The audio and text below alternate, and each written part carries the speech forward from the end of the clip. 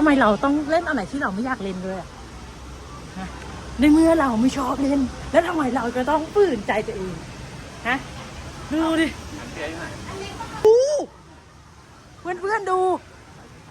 ถ่ายก่อนขอไม่ต้องอะไรไหมที่ตามก่อน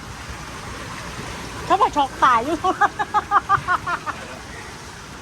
ไปก็ได้ไปก็ได้นอนลงนะครับ โหมันมืดนะ ไม่ต้องดัน ทำไมคนเราจะต้องเสี่ยงอะไรแบบนี้ด้วยอ่ะพยายามจะพักก่อนนะ ไม่พลาดที่จะทำให้มันช้า ถอยไม่ไหว